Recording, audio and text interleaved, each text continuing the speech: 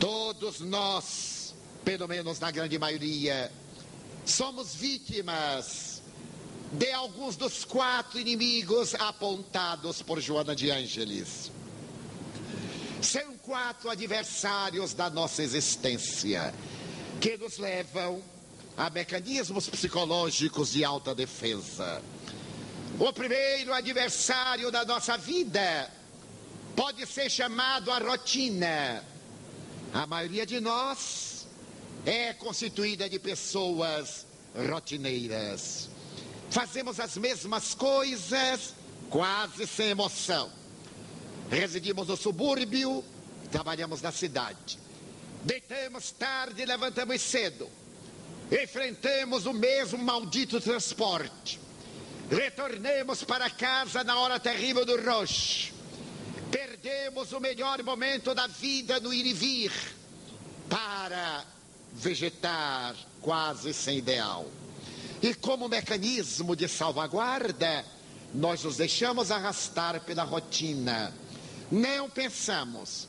Fazemos tudo mais ou menos automaticamente. Acordamos na mesma hora, pegamos a mesma condução, vemos as mesmas caras. Não as mesmas, elas envelhecem. As mesmas pessoas. Vemos o mesmo trabalho, comemos o mesmo lanche. Programamos ir a uma praia no próximo domingo. Programamos. E aquilo vai levando a rotina. E a rotina é ferrugem no mecanismo dos ideais. Quando eu era funcionário público, e tinha uma colega que era o protótipo da rotina. Uma moça de 30 anos, que naquela época era uma condenada. A mulher que chegava aos 30 anos e não casava, era uma balzaquiana. A palavra era cruel. Quando chegou a tese da mulher de 30 anos de Honoré de Balzac, veio naturalmente essa conotação deprimente. Ela é balzaquiana, quer dizer, merece morrer. Mas antes de chegar no Brasil, já existia um rótulo deprimente. É solteirona, que era uma praga pior do que ser solteira.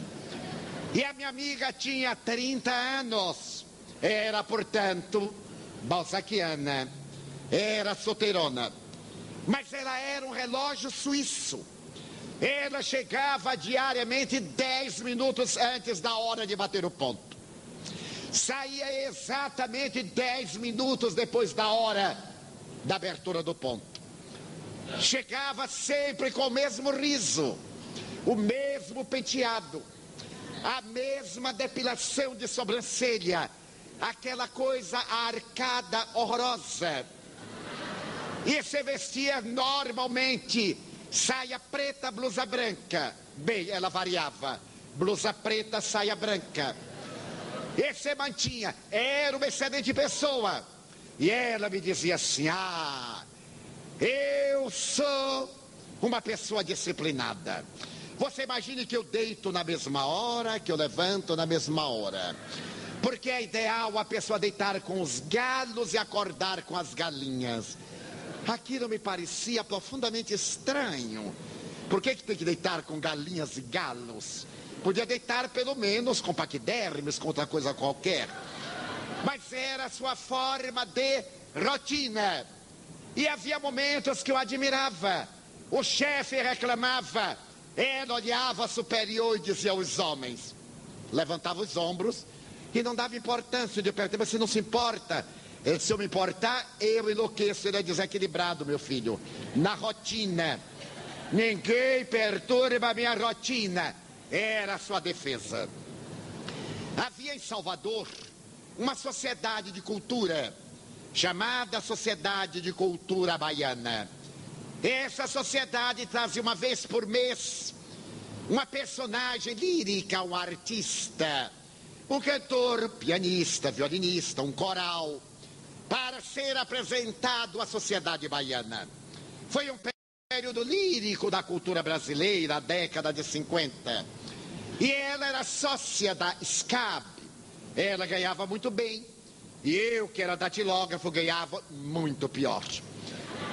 Então eu tinha uma inveja porque ela era da SCAB. Sempre que havia espetáculo, ele perguntava: amanhã você vai à SCAB? Não, Divaldo. Mas você não é sócia? Sim, em dia. E não vai? Não. Porque se eu for, o espetáculo termina às 11 e eu me deito às 10. Mas quando eu me aposentar, eu irei. E eu dizia: meu Deus, e para que ela paga? Chegou a Salvador uma grande contralto norte-americana. Era uma cantora extraordinária. E eu gostava muito dessa voz. Eu tinha alguns discos, 78 rotações. E perguntei à minha amiga: olha, está aí Marian Anderson, a maior contralto do século. Ela se vai exibir no domingo. Era uma sexta-feira, sábado não trabalhávamos. E eu comecei a preparar o campo para pedir o bilhete. E ele disse: é a melhor voz do mundo. Ela foi a única mulher negra que cantou no enterro do presidente Roosevelt. Foi a primeira negra a entrar na Casa Branca. Por aí você tem ideia da grandeza dessa mulher. Você irá ao espetáculo? Não, Divaldo. Estou deixando para quando me aposentar. Mas você tem o bilhete? Tenho, Divaldo. E não vai usar? Não, Divaldo. Mas é horrível. Vai ficar o lugar vazio na plateia. Já imaginou se várias pessoas fizerem isto? Vai dar a impressão que a cantora... Mas quando me aposentar? E disse então: para que a cantora não tenha uma decepção com a Bahia, empreste-me seu bilhete para eu encher a poltrona. Ela disse: mas Divaldo, você acha que eu não vou? E você vai desfrutar no meu lugar? Negativo. Trabalhe, e quando você se aposentar, você irá. E eu não fui, porque quando eu me aposentei já era espírita, não deu mais tempo. Muito bem. E ela continuava. Ele dizia: fulana, vá à praia. Ela era aquela pessoa pálida. Ele dizia assim: vá à praia. Quando me aposentar. Mas você deve ir ao teatro. Quando me aposentar. Foi lançado pela editora Saraiva um trabalho monumental. No ano de 1949, eu psicografei a mensagem que veio assinado nome especial: Selma Lagerlöf. Eu olhei aquele nome, nunca eu houvera ouvido falar. Era uma história. E havia observado o espírito que desencarnara no corpo físico com idade avançada. Uma senhora simpática, que puxava um pouco da perna, claudicava. E ela me contou que era uma contista sueca. E havia sido a primeira mulher na literatura a ganhar o prêmio Nobel. Ela me falou muito da sua vida e eu fiquei fascinado. Mas como não havia na literatura brasileira, na época que eu saiba, nenhuma tradução de Selma Lagerlöf, agora a editora Saraiva lançava uma coleção de obras, Prêmio Nobel, 10 escritores do Prêmio Nobel, entre eles Selma Lagerlöf. E ela comprou. E eu vi os livros, encadernados em percalina com as letras de ouro, 10 volumes. Quando eu vi Selma Lagerlöf, eu perdi a paz e disse: meu Deus, eu gostaria de lê-la para conferir o estilo. Não havia publicado, e até hoje só publiquei uma pequena história. Então eu perguntei: mas que maravilha! Para ler esses 10 livros, senhores, notem a técnica. Para ler esses 10 livros, vai gastar muito tempo. Depois que me aposentar, não. Mas você só vai ler depois de se aposentar? É, estou comprando, preparando a minha biblioteca para quando eu me aposentar. Mas então, já que você não vai ler, você me poderia emprestar esse de Selma Lagerlöf? Mas, Divaldo, você é gozado. Eu não vou ler o meu livro, dou para você. Você leva para casa, lê, machuca, suja, me devolve. E eu vou ler um livro já gasto. Depois que eu me aposentar, eu leio e lhe empresto. E morreu antes de se aposentar. Daí a rotina é um grande adversário do indivíduo. A pessoa não vive, repete clichês, mas quem não é vítima da rotina de Joana de Ângeles cai na ansiedade. Eu tenho certeza que muita gente aqui está ansiosa que eu acabe logo. Não vou acabar. Vai ser 1h10 e olhe lá. Mas a gente é ansioso. Quem está aqui está ansioso para ir para casa, para ligar aquele terrível programa daquela horrorosa novela que tem 40 anos, comer o mesmo sanduíche, tomar o mesmo refrigerante e dizer tomara que já chegue amanhã. E quando chega amanhã, tomara que já chegue de noite. Quando chega de noite, ai meu Deus, tomara que já chegue domingo. Que chegue o Natal. Quando chega o Natal, eu detesto o Natal. São pessoas que estão no lugar que nunca chegarão. O ansioso é uma pessoa que não vive, transfere. Eu tenho amigos que me dizem, Divaldo, daqui a 10 anos, eu digo, estamos todos desencarnados, eu quero viver agora. Por que eu vou esperar viver daqui a 10 anos? Vou perder 10 anos para viver 15 minutos. Eu então vivo agora 15 minutos que valham 10 anos. A ansiedade é um tóxico que combure como ácido sulfúrico a nossa vida. Se a rotina é uma ferrugem na engrenagem da alma, a ansiedade é o ácido sulfúrico que nos corrói por dentro. O ansioso está sempre inquieto, até no amor. Ele vai pegar a mão, já pensa em beijar. Vai beijar, já pensa amanhã. Chega amanhã, ele já pensa que é muito grave ter filho e vai embora. Então não pega na mão. A ansiedade. Nós vemos ansiedade nas ruas. As pessoas estão correndo para lugar nenhum. Eu tenho um exemplo disso impressionante já há vários anos. Eu estava certo dia no centro de São Paulo e caminhando bem, tranquilo, dispunha de tempo, quando eu vi passar um amigo no sentido contrário. Então gritei, olá fulano. Ele parou e fez, olá Divaldo, tchau. Eu disse, mas ainda nem cheguei e ele já se despediu. Como eu não estava fazendo nada, eu corri e disse, mas como, tchau? Em italiano, tanto é chegada como é saída, como é muito obrigado. Qual é o seu tchau? É seja bem-vindo, vá depressa ou fique comigo. Ele disse, tchau, eu estou muito atarefado. Eu disse, bem, então eu vou ao seu lado, faz tantos anos. Que prazer. Muito obrigado, Divaldo, mas eu estou muito apressado. Pois não. Aí eu vi uma lanchonete. E eu disse, será que dava para tomar um cafezinho? Ele disse, Divaldo, não posso. E era até eu quem ia que pagar. Mas, Divaldo, não posso. E eu disse, mas... Aí eu fiquei atoleimado, disse, bem, me desculpe. Chegamos ao semáforo. O semáforo parou. Ele teve que parar, era paulista. Eu olhei para ele assim, sem graça, disse, você está de mal comigo? Porque assim as pessoas ficam de mal e a gente não sabe, tem que perguntar. De vez em quando eu pergunto, você está de mal comigo? Não, não, sim, eu pensei. Não, Divaldo, por quê? Ele disse, porque da última vez a gente estava tão alegre, não é? Agora que eu reencontro... Divaldo, isso aqui é São Paulo. Você está pensando que isso aqui é Salvador? Já me ofendeu. E eu disse, não, eu sei que é São Paulo. Divaldo, aqui o tempo. Ele disse, tá bem, muito obrigado. Ele ficou com pena de mim. Baiano, né, paulista, ele ficou com pena. Ele disse, bem, vamos tomar o seu cafezinho. Entramos. Eu que não sou de conversar muito, palavra vai, palavra vem, palavra vai. Fui falando.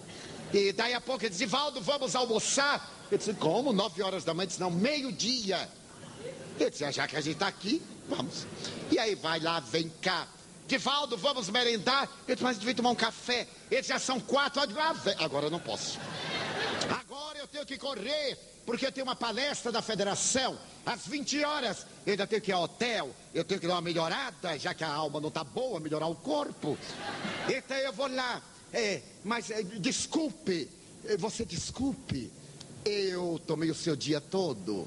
Meu Deus, de 9 da manhã às 4 da tarde. Você me perdoe, eu não tive intenção. Ele me pegou pelos ombros e disse, muito obrigado. Eu disse, mas eu destruí o seu dia. Você estava tão atarefado. Eu disse, estava não. Eu estou de férias, cara. É que todo dia eu pego a pasta e saio correndo. Eu disse, mas você ia para onde? Para lugar nenhum. Eu disse, muito bem, muito obrigado. Mas agora eu tenho que ir. Você vai falar na federação? Vou. Mas que bom, faz tantos anos que eu não vou lá. Eu digo, olha, chegue um pouquinho cedo, porque o salão é pequeno, quer dizer, quem chega depois não entra. Vá, vai ser um tema bom, fazer um tema jovem. Vá, até logo. Quando eu entrei na federação, ele estava lá sentado e me disse, vim direto. Porque ele não ia esperar chegar às 7 horas, ele foi logo às 4. Foi direto. Eu proferi a palestra. Quando eu terminei, ele me deu um abraço e me disse, você me trouxe de volta ao normal.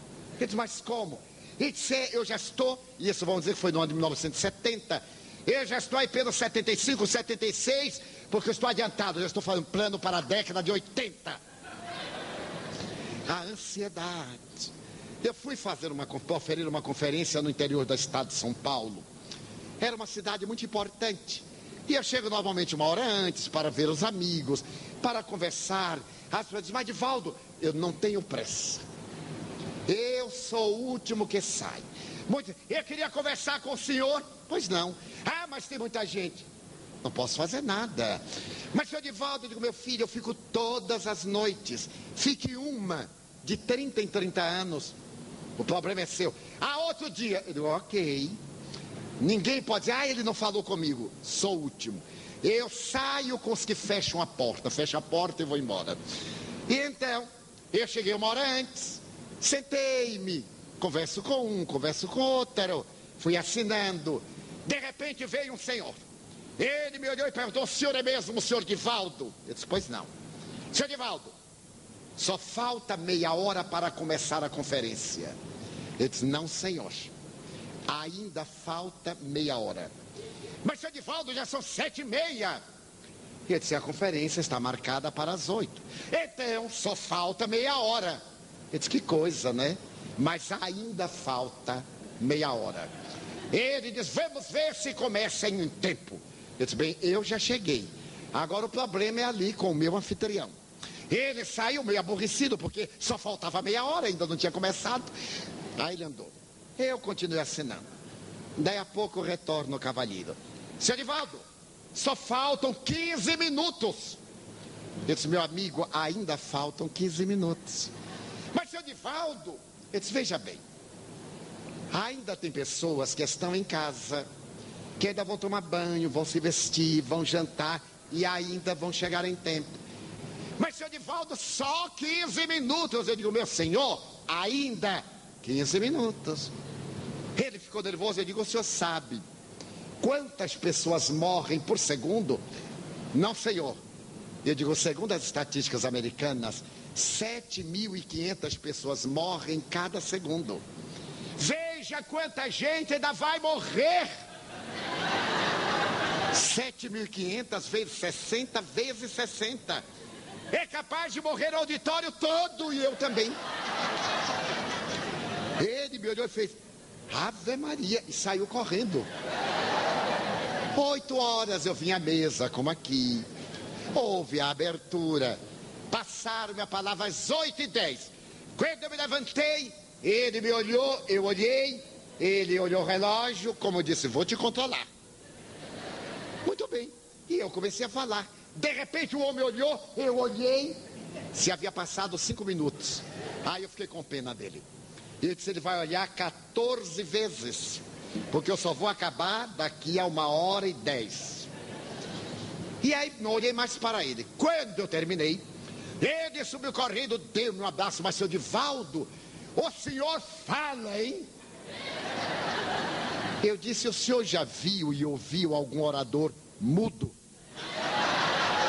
Convidaram-me para falar, meu senhor. Mas o senhor falou quase 2 horas. Eu disse, não, senhor. Falei exatamente 70 minutos. Porque eu sei que o seu relógio é bom. É relógio suíço, fabricado em Foz do Iguaçu e vendido em Cidade do Leste. Mas o meu é suíço mesmo. Comprei lá. 70 minutos. Veja bem, eu comecei às 8h10, são 9h22. Mas, seu Divaldo, pareceu que demorou 2 horas. Eu disse, porque o senhor não prestou atenção. Se o senhor tivesse acompanhado o meu raciocínio, viria que foi rápido. Seu Divaldo, eu prestei atenção. Eu então resolvi dar-lhe o golpe de misericórdia. Eu perguntei qual foi a parte que o senhor gostou mais. De tudo, tchau! E saiu correndo. O ansioso é um mecanismo psicológico. Para poder evitar problemas, a gente se torna um problema. O terceiro inimigo da criatura humana é o medo. Felizmente aqui no Rio de Janeiro ninguém tem medo. Esse adversário é cruel, porque ele faz parte dos nossos instintos básicos. Nós agredimos porque temos medo de ser agredidos. Todo delinquente é um covarde. Ele primeiro reage, porque ele sempre sabe que o outro pode agir. Daí ele agride, ele mata. Vivemos a hora do medo. Temos medo de tudo. Temos medo de andar, temos medo de pegar transporte, temos medo de avião, temos medo de sair, temos medo de ficar em casa, porque não há garantia. Temos até medo de amar. Se uma pessoa nos disser assim, sabe que eu amo você, a gente, o que será que está querendo de mim? Porque nós estamos armados, porque não amamos. Daí o medo tomou conta de nossas vidas, porque nós estamos desestruturados emocionalmente. Eu tenho uma amiga aqui do Rio de Janeiro, que é uma senhora que no passado tinha chofer, tinha automóvel de luxo, e o marido era muito zeloso. Certo dia, o chofer não veio, e ela deveria ir a Copacabana. Telefonou ao marido, ela chamou um rádio-táxi, e disse, eu iria à casa de fulana, e às 11 horas eu chamaria um outro rádio-táxi, e estarei em casa, não se preocupe. Assim fez. Às 11 horas, quando ela desceu da casa da amiga e aguardava chegar o táxi, ela percebeu que um homem estava olhando-a. Ela estranhou. O homem olhava fixamente, quis até falar. Ela virou o rosto. E o homem foi se aproximando e ela foi andando. E o homem seguiu. Ela acelerou o passo. Ele também. Ela correu. Quando ela correu, ele gritou, louca, sou eu, teu marido? O medo. A que ponto chegamos? O medo é tão cruel que nos obnubila a razão. Então é necessário que nós nos equipemos de paz, de absoluta paz, que não tenhamos a irradiação do medo. Eu tenho uma amiga que foi atravessar um viaduto em Salvador, foi assaltada na entrada do viaduto e foi assaltada na saída do viaduto. Quando o segundo assaltante chegou, ela disse, agora vá atrás do seu colega que acaba de me roubar. Porque atrai a mente. Há pessoas que têm um especial sabor para bandidos. Atrai, porque tem segurança. A doutrina espírita me ensinou que somente me acontece o que eu devo. E se eu não dever, não me acontecerá. Se eu dever, eu não me pouparei. É óbvio que eu não vou ao meio de delinquentes, ao lugar suspeito. Não procuro relacionamento com pessoas promíscuas. Trato-as bem, precaveio, mas não tenho medo. Já viajei por 2.100 cidades de 54 países. Pois fui assaltada aqui no Rio. O assalto mais delicioso do mundo. Porque foi na época que ninguém assaltava, eu sou pioneiro. Em 1971, no Flamengo. Quando o bandido saltou e me abraçou, eu pensei que era um amigo. Porque espírita é assim, a gente vai andando e ele agarra a gente. Quando me agarra, eu fico bem, olá. Como eu não sei quem é, eu espero que se declare. Ele então me abraçou, colocou uma coisa aqui, outra cá. Eu falei assim, olá. Esse é um assalto. Eu disse, coitado, perdeu a noite, porque me assaltar é falta de tempo. É uma larga história, mas cuja síntese é muito curiosa. Porque disse, estou com a faca da sua barriga. Eu sou egresso da penitenciária Lemos Brito. Já matei um. E você vai ser o próximo. O que é que leva aí? Eu não levava nada. Porque eu tinha ido fazer um culto evangélico na casa de uma amiga. Só usava o relógio, não uso carteira. Eu sou meio que a rainha Elizabeth. Eu não carrego dinheiro, não carrego nada. Relógio e caneta. Portanto, podem avisar que é perda de tempo me assaltar. Então, ele disse, mas não leva nada. E me ofendeu. Como é que o sujeito chega na sua idade? Imagine. Em 1971, se fosse hoje. Eu perguntei qual a idade. Ele disse, como é que chega na sua idade e não carrega nada? Eu disse, eu não sabia que ia ser assaltado, aí eu não trouxe. Meus amigos, ele me deu uma bofetada. E eu disse para ele assim, cara a cara, você é um covarde. Você é um grande covarde. Se eu quiser reagir, eu derrubo você, porque eu sou mais forte do que você. Mas eu não tenho medo de você.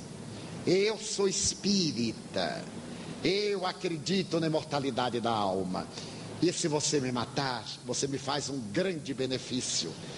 Porque eu entro na vida como vítima, mas o assassino vai ficar aqui para ver como é bom.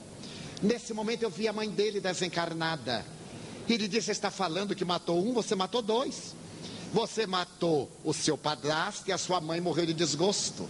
Dona Carmencita, o ladrão tremeu. Ele disse, ela já morreu. Eu digo, morreu nada. Ela está aqui ao seu lado, lamentando ter posto no mundo um bandido como você. Agora, solte-me. Ele titubeou, disse, solte-me. Ele soltou, eu fiquei mais surpreso do que ele. Porque eu não esperava. Os senhores imaginem que eu não senti nenhuma emoção, nem raiva, nem medo. Era um rapaz de 26 anos, eu estava, não vou dizer quantos. Então eu olhei para ele, ele disse, qual é o seu problema? Eu disse, é fome. Ele disse, então vamos ao meu apartamento que eu lhe darei comida. Porque dinheiro eu não dou a malandro. Agora comida sim. Aonde o senhor mora? Ele disse, aqui pertinho. Vamos lá. Porque agora, depois desse choque, eu também estou com fome. Vamos lá comer. Mas o sistema nervoso da gente é uma surpresa. Eu me encostei assim à parede e ele disse, muito obrigado por me ter saltado. Ele disse, por quê? Eu disse, porque eu tenho muita gente conhecida. Você já imaginou 10h30 da noite, nós dois aqui agarradinhos embaixo de uma árvore? Até eu explicar aos espíritas que era um assalto. Como os espíritas não têm mau juízo de ninguém. Foi bom você me ter soltado. Ele então soltou e disse, vamos ao apartamento do senhor. Eu queria ir, mas as pernas não. Então o medo é um grande adversário. É inimigo nosso. E o quarto inimigo é a solidão. Vivemos uma época de pessoas solitárias. Quase todos nós nos queixamos de solidão. Até quem é casado. Até quem tem família. E a pessoa diz, eu me casei, mas agora eu noto que a pessoa é errada. Solidão está na moda. Mas por que que existe a solidão? Só existem solitários porque ninguém deseja ser solidário. Pois eu sou solteiro e jamais senti solidão. Porque eu amo. Não fico dizendo eu te amo, eu te amo. Isso não se diz. A gente demonstra pela paciência, pela bondade, pela forma de ser, pela perseverança, pela solidariedade do momento do problema. Deu na hora da alegria, alegrias, mesas fartas, dificuldades, mesas vazias. Na hora em que nós nos dispusermos a amar, a estar ao lado de alguém, nós teremos alguém ao nosso lado. Daí Joana de Ângeles diz que é um momento muito paradoxal. Esses quatro inimigos estão, algum deles está, ou estão alguns, na maioria de nós. Por quê, meus irmãos? Há 180 anos na Inglaterra, um pensador Thomas Hard teve a ocasião de declarar: o homem moderno da sua época perdeu o endereço de Deus. Aonde está o endereço de Deus? Jesus disse: se vos disserem que eu estou aqui ou ali, não vades. Porque o endereço de Deus é dentro do próprio coração. É necessário aprender a viajar para dentro. Contam uma pequena história de grande profundidade, que no começo deste século, Deus estava cansado da criatura humana. A criatura humana somente se recordava dele para pedir, para reclamar, para xingar, para blasfemar. Ele resolveu reunir a corte celeste e disse: eu vou me mudar do céu, porque eu me mudando do céu, as reclamações não me alcançarão. Eu desejo ir para um lugar em que a criatura humana não saiba. As reclamações virão para aqui e os senhores não me mandam. Então os anjos, arcanjos, querubins, as potestades ficaram tomadas de espanto. Ainda mais quando eles disseram dos senhores: determine-me um lugar onde eu deverei morar. Um querubim disse: Senhor, eu tenho uma ideia. Se o senhor for morar na lua, que é um lugar maravilhoso, o senhor vê o sol, o senhor vê a terra, pode contemplar o universo. A criatura humana não sabe, e o senhor estará em absoluta tranquilidade, ninguém vai perturbar. Deus sorriu e, como é presciente, como sabe antes, projetou o pensamento e disse: a lua não serve, porque eu me dou conta que dentro de alguns anos povos do leste e do oeste chegarão à lua. Vocês podem imaginar eu ter que aguentar americano e russo conversando comigo? A lua não serve. Então o anjo disse: eu tenho uma ideia. O senhor poderia ir para o Triângulo das Bermudas, as águas mais profundas da terra. E quando todos sorriram, Deus parou, meditou e disse: não serve, porque eu posso perceber que no futuro um certo francês, Jacques Cousteau, vai chegar lá com seus batiscafos. E quem é que aguenta um francês cara a cara? Eu quero ir para um lugar em que não me encontrem. Então ninguém teve ideia, mas havia um anjinho de terceiro mundo, um anjinho que era varredor do céu. Era anjinho brasileiro. Ele estava no céu, porque no céu também tem brasileiros, e onde brasileiro está, joga coisa no chão. A tarefa dele era varrer o céu. Então o brasileirinho levantou a mão e disse: Senhor, eu tenho ideia. Foi um escândalo. Os anjos de primeiro mundo olharam para ele com desdém. Imagina aquela coisa, carioca, o que é que poderia fazer? Ele ficou tranquilo, e Deus ficou com pena. Fale, meu filhinho, qual é a sua ideia? As harpas paraguaias pararam, as asas deixaram de movimentar-se. Então o anjinho brasileiro apoiou-se na vassoura e disse: eu sei de um lugar no qual o senhor poderá asilar-se. E somente raros chegarão até lá. Aqueles que chegarem não serão para reclamar, serão para bendizê-lo, para louvá-lo. E Deus disse: que lugar é esse? Ele disse: o coração do próprio homem. Se o senhor for morar no coração do homem, só os que mergulharem. Então, a partir daquele dia, Deus passou a morar no coração da criatura humana. E para encontrar não é necessário sair-se, porém autopenetrar-se, fazer silêncio. Como dizia Blaise Pascal, Deus está emboscado no coração. Como disse Jesus, o reino dos céus está dentro de vós, e não vem com aparências exteriores. Então a doutrina espírita, que é a volta de Jesus Cristo à terra, que é aquele Consolador prometido, vem dizer que a nossa vida não pode ser vazia, nem esvaziada de objetivos. Provavelmente não teremos a missão de Madre Teresa de Calcutá ou de Albert Schweitzer. mas teremos a missão de auto-iluminar-nos. E eu observo companheiros que vivem atordoados: qual será a minha missão? Qual será a minha missão? Perguntando aos outros que também não sabem a deles. A missão de cada um de nós é a da auto-iluminação. Que vos adianta ganhar o mundo e perder a alma, disse Jesus. O Espiritismo veio para descerrar-nos os painéis de luz e triunfarmos com Deus interno, através das reencarnações, adquirirmos a experiência, a certeza de que a vida é única e indestrutível. Entramos no corpo pela porta da concepção, saímos do corpo pela porta da desencarnação, continuando na vida. A tarefa agora interrompida não se vai fenecer. Nós voltaremos para dar-lhe prosseguimento. Mas não é justo postergar a hora de começar, deixar para amanhã a tarefa de hoje, planejar uma missão extraordinária. Quantos companheiros vêm e me dizem: ai, eu queria construir uma casa, um centro, uma creche, mas não sei por onde começar. Eu digo: não construa, nem você sabe.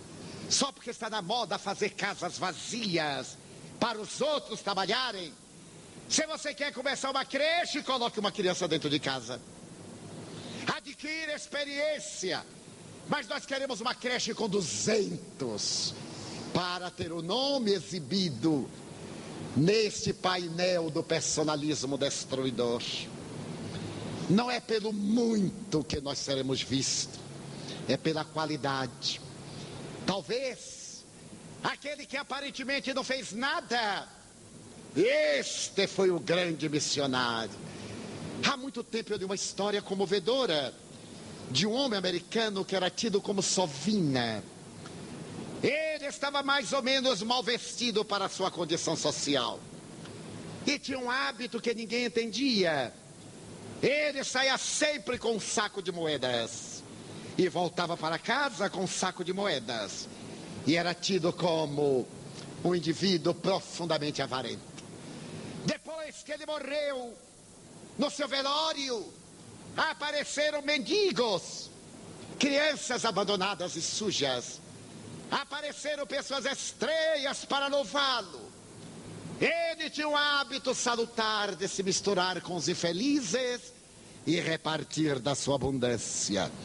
Levava o saco de moedas, mas ele voltava com o saco de moedas, sim, porque antes de vir, ele passava no banco e trocava cédulas por moedas, para no dia seguinte, pela manhã, tê-las cambiadas para facilitar.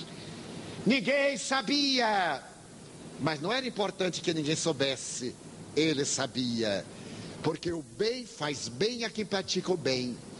Quando o bem é badalado, é aplaudido, é decantado, não é bem. É o exibicionismo formalista, personalista, egotista. Então há pessoas que estão fazendo bem aos outros.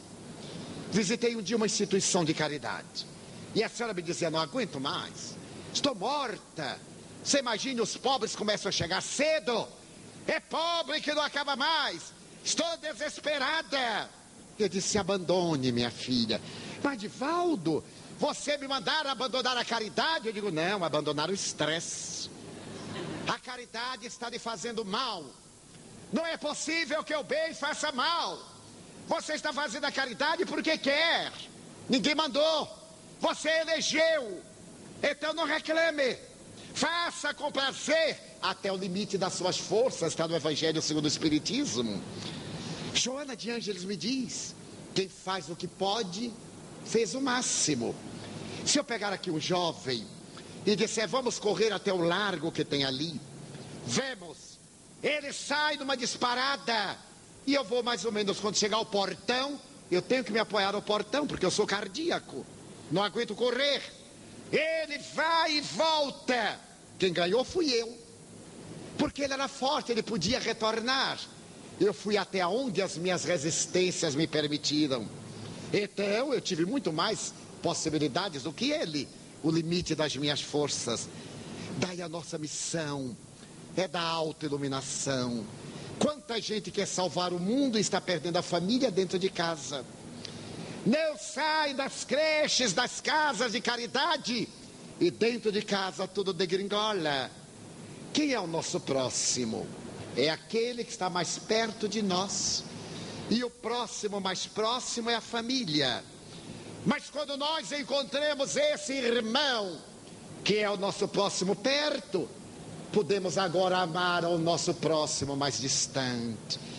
O Espiritismo veio falar palavras de luz, veio conclamar-nos a uma atitude otimista, não temer. Eu fui amigo de uma senhora na terra, que morava na cidade de Boa Esperança, em Minas Gerais. Quando eu lá fui a primeira vez, ela disse: eu não sei como você viaja de avião de volta. Na década de 50, nem era um avião, era aqueles Douglas Caicai. E ela disse: como é que você não tem medo? Eu digo: minha filha, eu sou fatalista. Eu não vou morrer de avião, porque eu nunca entrarei num avião. Anos depois, criou-se um aeroclube na cidadezinha. E um teco-teco sobrevoando a cidade caiu em cima da casa dela, matou-a deitada na cama. Ela morreu de avião. Então, a grande proposta da doutrina espírita é libertar-nos. Somos pessoas livres e não algemadas. Não devemos ter medo. Joana ainda diz no mesmo livro que o medo é natural. O desconhecido provoca expectativa. É natural que o estranho venha até mim e eu me interrogue: será um bandido ou não? São dias difíceis, mas eu vou me equipar de paz para desarmá-lo. Se ele chegar agressivo e disser: você é um ladrão, pois não. Qual é o problema? Você é um anjo. Qual nada, meu amigo, qual é o problema? Quando estamos bem, ninguém nos faz mal. Quando estamos mal, nós é que fazemos o mal. Quebramos a rotina, porque quem encontrou Jesus nunca mais é o mesmo. Muita gente já ouviu passar, mas quem o encontrou vis a vis, quem se deixou penetrar pelos seus olhos brandos e pacíficos, nunca mais é o mesmo. Não há rotina. Eu estava desenganado da medicina, com poucos dias de vida física. Era dia de reunião mediúnica, uma angina insuportável. Havia tomado vasodilatador, estava com dor de cabeça. Todos os vasos dilatados, a cabeça doendo e o coração que eu mal podia respirar. Era dia de sessão mediúnica. Eu não podia me mover, nem respirar. Quando me apareceu Joana de Ângeles, me olhou e me perguntou: que fazes? Eu disse: será que ela não sabe que eu estou morrendo? Eu disse: minha irmã, eu estou muito mal. Eu estou 95% morto. E ela me respondeu jovial: e qual é o problema? Tu não estás falando com alguém 100% morta? Sai da preguiça e vem trabalhar. Mas meu irmão médico me disse que se eu repousar, eu terei 2 meses de vida, dá tempo de arrumar a coisa. Mas se eu me exorbitar, o coração não vai aguentar. É que é melhor que tu morras com a mão no arado em poucas horas do que na cama da indolência em vários meses. Eu estou indo à reunião e tu tens 5 minutos. E foi. Eu disse: mas não é possível. Quem já viu um guia desse? Larga a gente na hora da morte e vai para a sessão dos outros. Aí eu fui à sessão, chamei alguém, era lá mesmo na Mansão do Caminho, fui cambaleante. Meus irmãos, sentei-me. São 20 minutos de leitura. À medida que os amigos foram lendo, um bálsamo, eu fui repousando. Aberta a reunião, eu fiz um transe. O benfeitor que diz as primeiras palavras era reunião de desobsessão. Depois, uma entidade sofredora, perversa. A reunião desenvolveu-se. Depois, uma psicografia. E na etapa final, ela voltou. E quando, 1h15 depois, acendemos as luzes, eu respirei bem. Sorri para os amigos. E ela me apareceu no lado extremo da mesa oposta. E agora, como estás? Eu disse, 95 bem. Agora, depois do dever, vai repousar. Primeiro dever, porque repouso é rotina de gente inútil. Daí a doutrina espírita nos dá o pão de vida. Como solidão, com tantos solitários. Saiamos do nosso egoísmo. Não queremos que nos amem. Amemos. Não esperemos que venham a nós. Vamos nós. Acerquemo-nos. E veremos que não há solidão. E por que a sua ansiedade? A cada dia bastem as suas aflições. São palavras dele. Porque viver o amanhã que talvez não chegue. Eu aprendi durante a doença a viver os próximos 10 minutos. Se alguém vier aqui de Valdo, porque da palestra de amanhã, vamos ver. Vamos ver o quê? Vamos ver. Eu te vejo domingo. Vamos ver. Tenho esse hábito. Porque não é importante que eu esteja lá domingo. É importante que eu esteja bem aqui agora. Já que reservamos este momento para agora, vamos vivê-lo. E para o próximo agora, o próximo domingo, o ano 2010, que eu espero chegar, o próximo. A doutrina espírita é uma luz de luar. Clareia sem queimar. É um bálsamo. A certeza de que não estamos a sós. De que eles interferem em nossa vida, de acordo com a nossa onda mental. Se pensarmos no mal, estaremos com entidades perversas. Se pensarmos na vulgaridade, com espíritos promíscuos. Mas se pensarmos no bem, com os mensageiros da luz. É uma questão optativa. Eles interferem em nossa vida.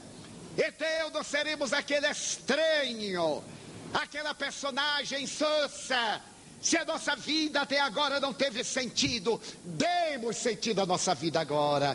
Saiamos daqui sorrindo. Se alguém nos é antipático, ou se temos alguém com quem estamos algo inimizados, na saída, demos uma tropeçada nele. E ele diz assim, qual é o caso? Ele diz assim, oi, desculpe. Se a gente deixou em casa um problema, que não aumente o problema quando chegar. Se a esposa não concorda, nós chegando diz assim, ai bem. Não há mulher que aguente, ai bem. Você não sabe o que perdeu. Eu imagino. Ela não imagina não. Foi muito além. Foi tão bom que eu lhe trouxe um presente. Passei ali na padaria, ele trouxe este pão. Mulher adora presente. Principalmente comida. Então, se é a mulher que o marido não gosta, ou ela está com suspeita, ou ele não é fiel, não entre em atrito, reconquiste-o. Ele é que é infeliz, não é a vítima. A vítima é abençoada. Ela resgata, ela se liberta. O algoz é que é o desventurado, cada consciência. Ela chega em casa, olhe bem para a cara do adúltero. Dê uma olhadinha como que não quer nada e diga assim, olá, ladrão, hein? E diga, que bom, meu bem, vamos tomar um cafezinho. Custa tão pouco ser gentil. Nas psicoterapias da saúde, a terceira recomendação é esta: seja gentil com você. Nós não somos. Nós somos gentis com os outros para conquistar os outros. hoje me deu a ideia de comprar umas rosas.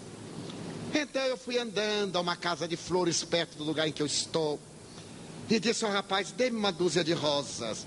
Ele disse, para presente? Eu disse, sim. Para presente de uma pessoa muito amada? Eu disse, muitíssimo. Olha, vai custar mais caro. Eu digo, mas vale. Não é um presente? Ele disse, é. Para quem é? Eu disse, uma pessoa muito querida.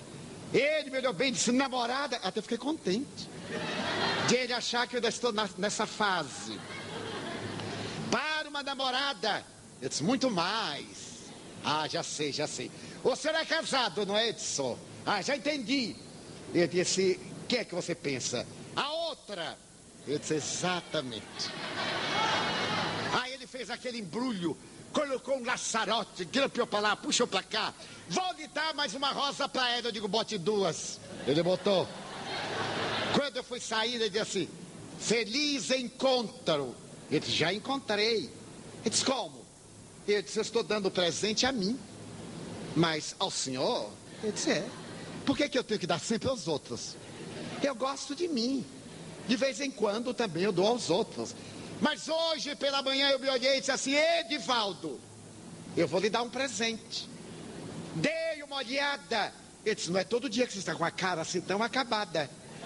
Então eu vou lhe dar um presente. Porque eu tenho estima. E digo, meu Deus, como eu lhe vou agradecer. Todo dia eu oro por meu pai, que foi instrumento de um corpo saudável. Pela minha mãe, que me deu uma carga de DNA maravilhosa, de ADN, que o Espírito pôde plasmar. Então nós necessitamos dessa gentileza. Primeiro, para a saúde é ame-se. Alto amor. Segundo, perdoe-se. Errou, ora esta, perdoe-se. Repare. Terceiro, seja gentil com você. Mas sabe o que é ser gentil com a gente? É não fazer coisas vulgares. Não ter uma conduta dupla. É ser honesto para si mesmo. Sem querer fazer autobiografia. Eu nunca me permiti dizer uma palavra chula, vulgar. Eu sei outras. E quando a pessoa vem e me diz, eu não rio. Eu olho porque eu me respeito. Se a pessoa vem me contar um drama e diz uma coisa vulgar, eu digo, não é necessário entrar em detalhe, porque eu sou velho bastante, eu entendo. Como está na moda dizer palavrão, a pessoa só diz o primeiro, porque o segundo eu não deixo. E se insistir, eu largo. Uma senhora me diz, mas Edivaldo, você é tão... Eu digo, nada de tão. Eu já sou formada em coisa ruim, não quero fazer PhD. Então não quero. Aí a pessoa se respeita, porque eu exijo que me respeite. Não digo. Existem outras palavras. Não sou tão ingênuo, então eu não me permito. Porque eu sou gentil para mim. Então é claro, não é fácil.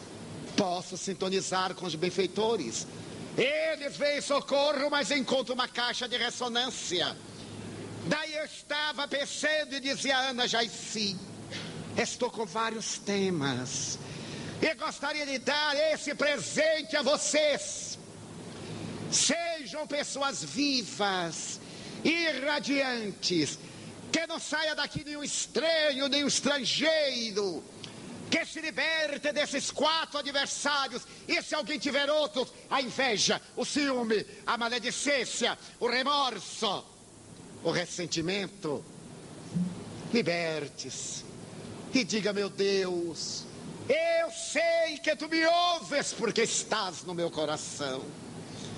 Aqueles que te procuram para reclamar da vida, permite que eu te diga, eu amo a vida, para mim ela é consentida. Ó Senhor, muito obrigado pelo que tu me deste, pelo que tu me dás, pelo ar, pelo pão, pela paz. Muito obrigado pela beleza que os meus olhos veem no altar da natureza. Olhos que fitam o céu, a terra e o mar, que acompanham a ave ligeira que corre fagueira pelo céu de anil e se detém na terra verde, salpicada de flores em tonalidades 1000. Muito obrigado, Senhor, porque eu posso ver meu amor, mas diante da minha visão, eu detecto os que caminham na solidão, os cegos, que sofrem na multidão, que vivem na escuridão. Por eles eu oro e a ti eu imploro comiseração. porque eu sei que depois desta lida na outra vida, eles também enxergarão. Muito obrigado pelos ouvidos meus, que me foram dados por Deus, ouvidos que ouvem a música do morro, que desce com o povo na praça cantar. A melodia dos imortais que a gente ouve uma vez e não esquece nunca mais. A voz melodiosa, canora, melancólica do boiadeiro. A dor que geme e chora no coração do mundo inteiro. Pela minha faculdade de ouvir, pelos surdos eu te quero pedir. Eu sei que depois desta prova, na vida nova eles também escutarão. Muito obrigado pela minha voz, pela sua voz, pela voz que canta, mas também pela voz que ama, que alfabetiza, que ilumina, pela voz que trauteia uma canção e que o teu nome profere com sentida emoção. Diante da minha melodia, eu te quero rogar pelos que sofrem de afasia. Eles não falam de noite, eles não cantam de dia. Eu oro por eles. Eu sei que depois desta dor no teu reino de amor cantarão. Obrigado pelas minhas mãos, mas também pelas mãos que aram, que semeiam, mãos que agasalham, mãos de amor, de ternura, mãos que libertam da amargura, mãos que apertam mãos, mãos dos adeuses, mãos que limpam feridas, que enxugam lágrimas, suores das vidas, pelas mãos que atendem a velhice, a dor, o desamor, pelas mãos que no seio embalam o corpo de um filho alheio sem receio, e pelos pés que me levam a andar sem reclamar. Muito obrigado, Senhor, porque eu posso caminhar diante do meu corpo perfeito. Eu te quero louvar, porque eu vejo na terra infelizes, aleijados, amputados, marcados, deformados, paralisados, e eu posso andar, oro por eles. Eu sei que na outra reencarnação, depois desta expiação, eles também dançarão. Obrigado por fim, pelo meu lar. É tão maravilhoso ter um lar. Não é importante se esse lar é uma mansão, ou se está numa favela, se é um ninho, um grabato de dor, um bangalô, uma casa no caminho, seja lá o que for. Mas é importante que dentro dele exista a figura do amor. O amor de mãe, ou de pai, de mulher, ou de marido, de filho, ou de irmão. A presença de um amigo, alguém que me dê a mão, porque é muito triste viver na solidão. Pelo menos a companhia de um cão. Mas se eu a ninguém tiver para me amar, nem um teto para me agasalhar, uma cama para repousar, nem aí reclamarei, nem maldirei. Pelo contrário, eu cantarei. Obrigado, Senhor, porque eu nasci. Muito obrigado, porque creio em Ti, pelo Teu amor. Obrigado, Senhor, pela sua atenção. Muito obrigado, senhores. Contam uma pequena história de grande profundidade, que no começo deste século, Deus estava cansado da criatura humana. A criatura humana somente se recordava dele para pedir, para reclamar, para xingar, para blasfemar. Ele resolveu reunir a corte celeste e disse: eu vou me mudar do céu, porque eu me mudando do céu, as reclamações não me alcançarão. Eu desejo ir para o lugar em que a criatura humana não saiba. As reclamações virão para aqui e os senhores não me mandam. Então os anjos, arcanjos, querubins, as potestades ficaram tomadas de espanto. Ainda mais quando eles disseram dos senhores: determine-me um lugar onde eu deverei morar. Um querubim disse: Senhor, eu tenho uma ideia. Se o senhor for morar na lua, que é um lugar maravilhoso, se eu ver o sol, se eu ver a terra, pode contemplar o universo. A criatura humana não sabe, e o senhor estará em absoluta tranquilidade, ninguém vai perturbar. Deus sorriu e, como é presciente, como sabe antes, projetou o pensamento e disse: a lua não serve, porque eu me dou conta que dentro de alguns anos povos do leste e do oeste chegarão à lua. Vocês podem imaginar eu ter que aguentar americano e russo conversando comigo? A lua não serve. Então o anjo disse: eu tenho uma ideia.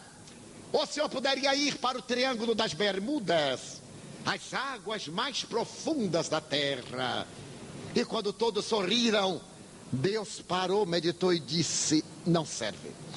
Porque eu posso perceber que no futuro um certo francês, Jacques Cousteau, vai chegar lá com seus batiscafos.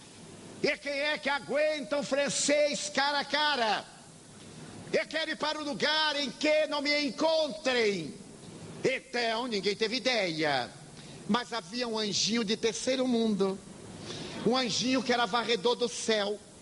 Era anjinho brasileiro. Ele estava no céu, porque no céu também tem brasileiros. E onde brasileiro está, joga coisa no chão. A tarefa dele era varrer o céu. Então o brasileirinho levantou a mão e disse: Senhor, eu tenho ideia. Foi um escândalo. Os anjos de primeiro mundo olharam para ele com desdém. Imagina aquela coisa, carioca, o que poderia fazer? Ele ficou tranquilo. E Deus ficou com pena. Fale, meu filhinho, qual é a sua ideia? As harpas paraguaias pararam. As asas deixaram de movimentar-se. Então o anjinho brasileiro apoiou-se na vassoura e disse: eu sei de um lugar no qual o senhor poderá asilar-se. E somente raros chegarão até lá. Aqueles que chegarem não serão para reclamar, serão para bendizê-lo, para louvá-lo. E Deus disse: que lugar é esse? Ele disse: o coração do próprio homem. Se o senhor for morar no coração do homem, só os que mergulharem. Então a partir daquele dia, Deus passou a morar no coração da criatura humana. E para encontrar não é necessário sair-se, porém autopenetrar-se, fazer silêncio. Como dizia Blaise Pascal, Deus está emboscado no coração. Como disse Jesus, o reino dos céus está dentro de vós e não vem com aparências exteriores. Então a doutrina espírita, que é a volta de Jesus Cristo à terra, que é aquele consolador prometido, vem dizer que a nossa vida não pode ser vazia, nem esvaziada de objetivos. Provavelmente não teremos a missão de Madre Teresa de Calcutá ou de Albert Schweitzer, mas teremos a missão de auto-iluminar-nos. E observo companheiros que vivem atordoados: qual será a minha missão? Qual será a minha missão? Perguntando aos outros que também não sabem a deles. A missão de cada um de nós é a da auto-iluminação. Que vos adianta ganhar o mundo e perder a alma, disse Jesus. O Espiritismo veio para descerrar-nos os painéis de luz e triunfarmos com Deus interno, através das reencarnações, adquirirmos a experiência, a certeza de que a vida é única e indestrutível. Entramos no corpo pela porta da concepção, saímos do corpo pela porta da desencarnação, continuando na vida. A tarefa agora interrompida não se vai fenecer. Nós voltaremos para dar-lhe prosseguimento. Mas não é justo postergar a hora de começar, deixar para amanhã a tarefa de hoje, planejar uma missão extraordinária. Quantos companheiros vêm e me dizem: ai, eu queria construir uma casa, um centro, uma creche, mas não sei por onde começar. Eu digo: não construa, nem você sabe. Só porque está na moda fazer casas vazias para os outros trabalharem. Se você quer começar uma creche, coloque uma criança dentro de casa, adquira experiência. Mas nós queremos uma creche com 200 para ter o nome exibido neste painel do personalismo destruidor. Não é pelo muito que nós seremos vistos, é pela qualidade. Talvez aquele que aparentemente não fez nada, este foi o grande missionário. Há muito tempo eu li uma história comovedora de um homem americano que era tido como sovina. Ele estava mais ou menos mal vestido para a sua condição social. E tinha um hábito que ninguém entendia. Ele saía sempre com um saco de moedas. E voltava para casa com um saco de moedas. E era tido como um indivíduo profundamente avarento. Depois que ele morreu, no seu velório, apareceram mendigos, crianças abandonadas e sujas. Apareceram pessoas estranhas para louvá-lo. Ele tinha um hábito salutar de se misturar com os infelizes e repartir da sua abundância. Levava o saco de moedas, mas ele voltava com o saco de moedas, sim, porque antes de vir, ele passava no banco e trocava cédulas por moedas, para no dia seguinte pela manhã tê-las cambiadas para facilitar. Ninguém sabia, mas não era importante que ninguém soubesse. Ele sabia, porque o bem faz bem a quem pratica o bem. Quando o bem é badalado, é aplaudido, é decantado, não é bem. É o exibicionismo formalista, personalista, egotista.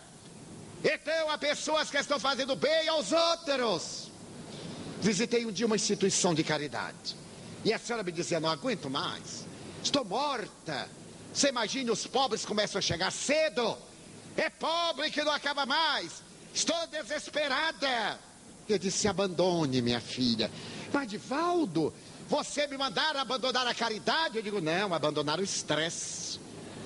A caridade está lhe fazendo mal. Não é possível que o bem faça mal. Você está fazendo a caridade porque quer. Ninguém mandou. Você elegeu. Então não reclame. Faça com prazer até o limite das suas forças. Está no Evangelho segundo o Espiritismo. Joana de Ângeles me diz: quem faz o que pode, fez o máximo. Se eu pegar aqui um jovem e disser: vamos correr até o largo que tem ali, vemos. Ele sai numa disparada e eu vou mais ou menos, quando chegar ao portão, eu tenho que me apoiar no portão, porque eu sou cardíaco, não aguento correr. Ele vai e volta. Quem ganhou fui eu, porque ele era forte, ele podia retornar. Eu fui até onde as minhas resistências me permitiram. Então eu tive muito mais possibilidades do que ele, o limite das minhas forças. Daí a nossa missão é da autoiluminação. Quanta gente quer salvar o mundo e está perdendo a família dentro de casa. Não sai das creches, das casas de caridade, e dentro de casa tudo degringola. Quem é o nosso próximo? É aquele que está mais perto de nós. E o próximo mais próximo é a família. Mas quando nós encontramos esse irmão, que é o nosso próximo perto, podemos agora amar ao nosso próximo mais distante.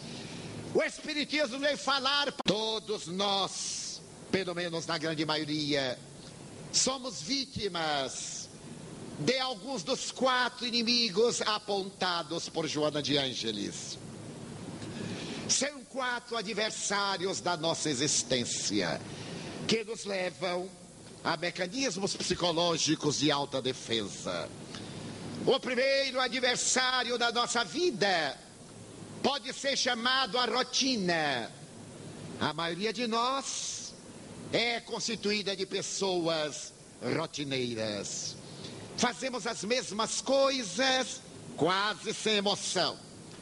Residimos no subúrbio, trabalhamos na cidade. Deitamos tarde e levantamos cedo. Enfrentamos o mesmo maldito transporte. Retornemos para casa na hora terrível do rush. Perdemos o melhor momento da vida no ir e vir para vegetar quase sem ideal. E como mecanismo de salvaguarda, nós nos deixamos arrastar pela rotina. Não pensamos. Fazemos tudo mais ou menos automaticamente. Acordamos na mesma hora, Pegamos a mesma condução, vemos as mesmas caras. Não as mesmas, elas envelhecem. As mesmas pessoas. Vemos o mesmo trabalho, comemos o mesmo lanche. Programamos ir a uma praia no próximo domingo. Programamos, e aquilo vai levando a rotina. E a rotina é ferrugem no mecanismo dos ideais. Quando eu era funcionário público, eu tinha uma colega que era o protótipo da rotina. Uma moça de 30 anos, que naquela época era uma condenada. A mulher que chegava aos 30 anos e não casava era uma balzaquiana. A palavra era cruel. Quando chegou a tese da mulher de 30 anos de Honoré de Balzac, veio naturalmente essa conotação deprimente. Ela é balzaquiana, quer dizer, merece morrer. Mas antes de chegar no Brasil, já existia um rótulo deprimente. É solteirona, que era uma praga pior do que ser solteira. E a minha amiga tinha 30 anos, era, portanto, balzaquiana, era solteirona. Mas ela era um relógio suíço. Ela chegava diariamente 10 minutos antes da hora de bater o ponto. Saía exatamente 10 minutos depois da hora da abertura do ponto. Chegava sempre com o mesmo riso, o mesmo penteado, a mesma depilação de sobrancelha, aquela coisa arcada horrorosa. E se vestia normalmente, saia preta, blusa branca. Bem, ela variava, blusa preta, saia branca. E se mantinha, era uma excelente pessoa. E ela me dizia assim: eu sou uma pessoa disciplinada. Você imagine que eu deito na mesma hora, que eu levanto na mesma hora. Porque é ideal a pessoa deitar com os galos e acordar com as galinhas. Aquilo me parecia profundamente estranho. Por que tem que deitar com galinhas e galos? Podia deitar pelo menos com paquidermes, com outra coisa qualquer. Mas era a sua forma de rotina. E havia momentos que eu admirava. O chefe reclamava, ela olhava superior e dizia aos homens. Levantava os ombros e não dava importância. Eu perguntava: você não se importa?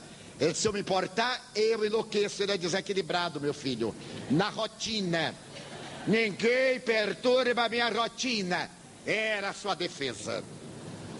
Havia em Salvador uma sociedade de cultura chamada Sociedade de Cultura Baiana. Essa sociedade trazia uma vez por mês uma personagem lírica, um artista, um cantor, pianista, violinista, um coral, para ser apresentado à sociedade baiana. Foi um período lírico da cultura brasileira, a década de 50. E ela era sócia da SCAB. Ela ganhava muito bem. E eu, que era datilógrafo, ganhava muito pior. Então eu tinha uma inveja, porque ela era da SCAB. Sempre que havia espetáculo, ele perguntava: amanhã você vai à SCAB? Não, Divaldo. Mas você não é sócia? Sim, em dia. E não vai? Não. Porque se eu for, o espetáculo termina às 11 e eu me deito às 10.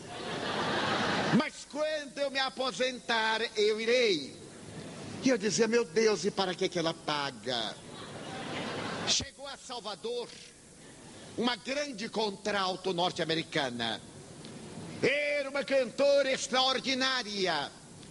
E eu gostava muito dessa voz. Eu tinha alguns discos, 78 rotações.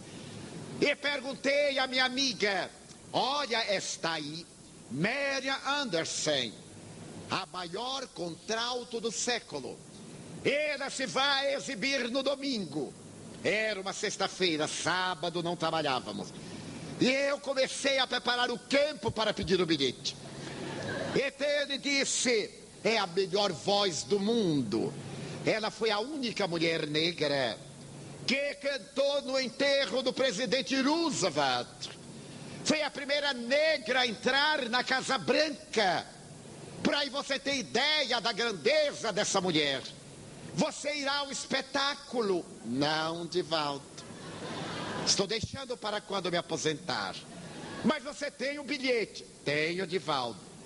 E não vai usar? Não, Divaldo. Mas é horrível. Vai ficar o lugar vazio na plateia. Já imaginou se várias pessoas fizerem isto? Vai dar a impressão que a cantora, mas quando eu me aposentar? E disse então, para que a cantora não tenha uma decepção com a Bahia, empreste-me seu bilhete para eu encher a poltrona. Ela disse, mas Divaldo, você acha que eu não vou? E você vai desfrutar no meu lugar? Negativo. Trabalhe, e quando você se aposentar, você irá. E eu não fui, porque quando eu me aposentei já era espírita, não deu mais tempo. Muito bem. E ela continuava. Ele dizia, fulana, vá à praia. Ela era aquela pessoa pálida. Ele dizia assim, vá à praia. Quando eu me aposentar. Mas você deve ir ao teatro. Quando eu me aposentar. Foi lançado pela editora Saraiva um trabalho monumental.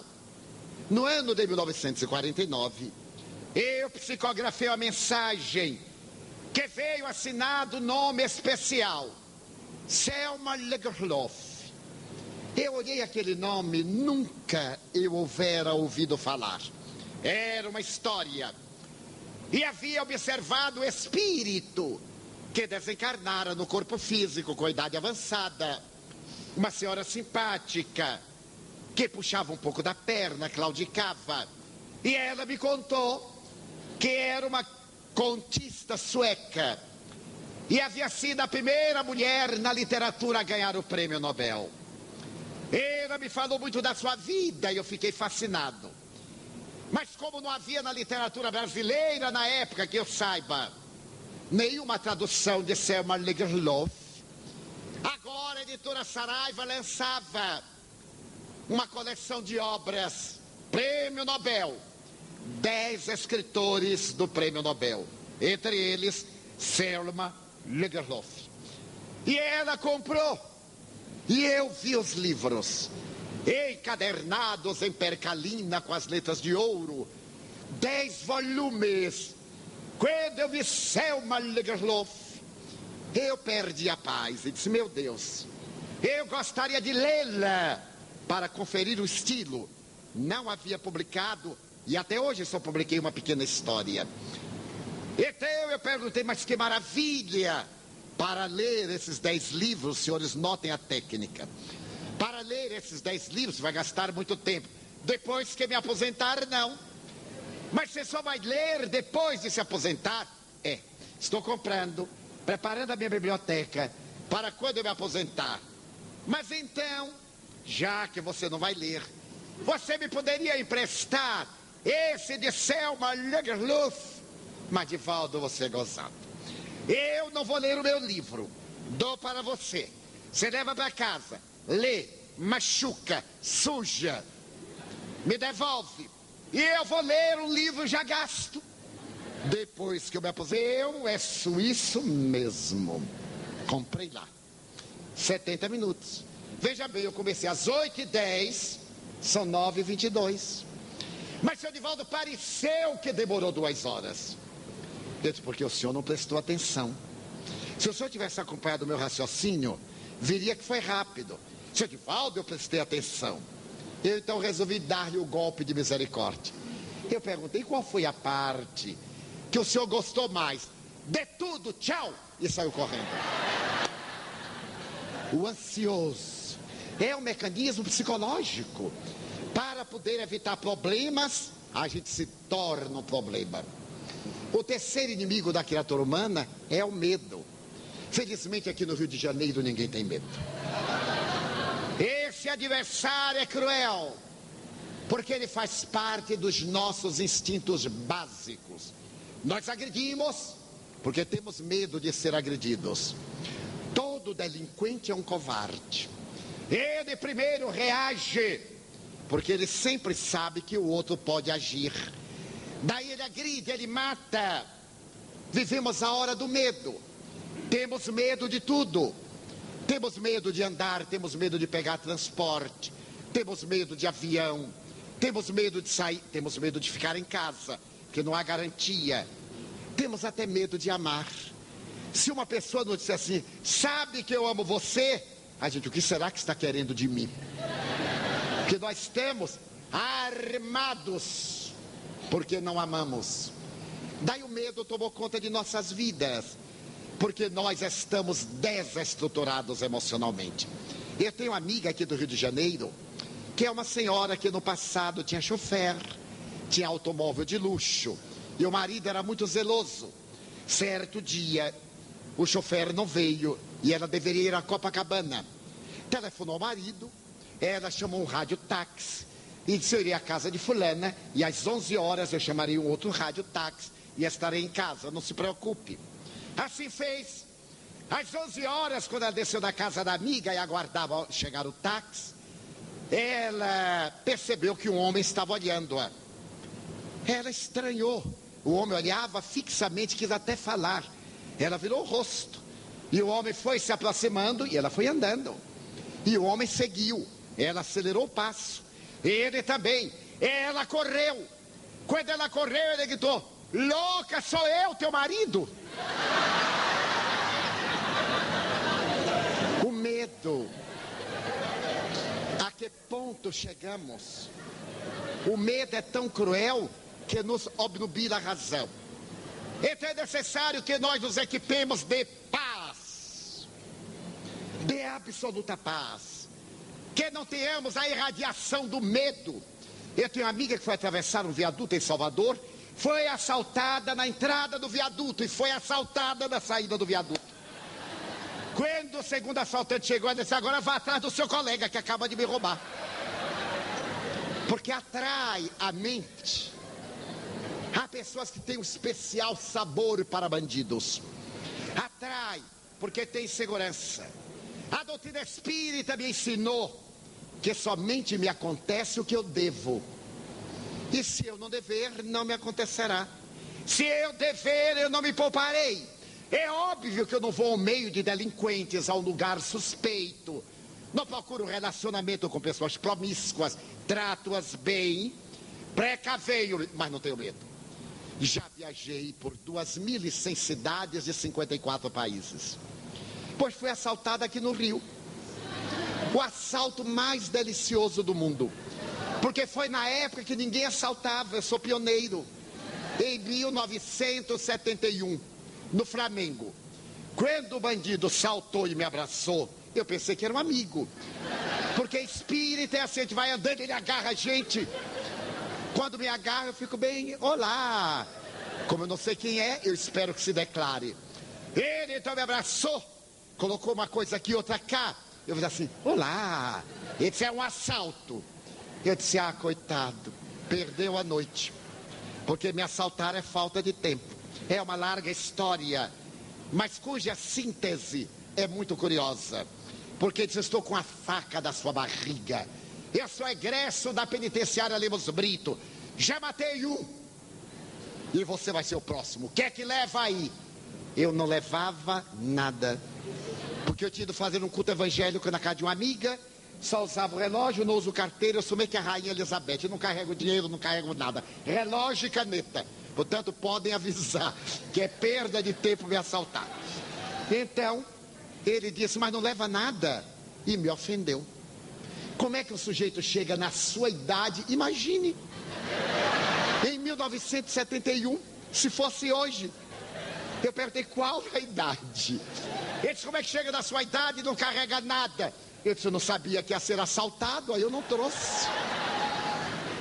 Meus amigos, ele me deu uma bofetada. E eu disse para ele assim, cara a cara, você é um covarde. Você é um grande covarde.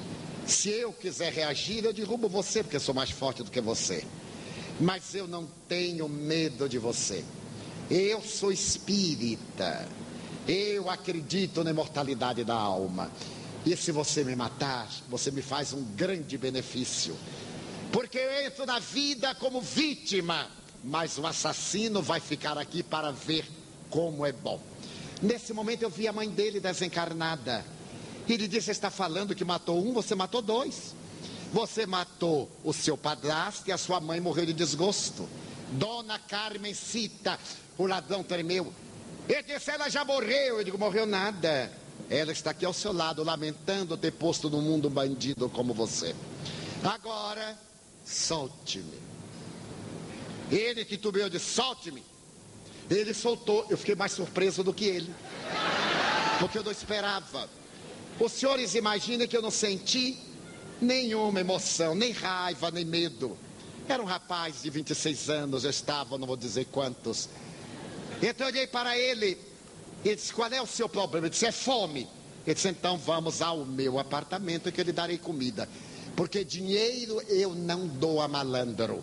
Agora comida sim. Aonde o senhor mora? Eu disse: aqui pertinho. Vamos lá.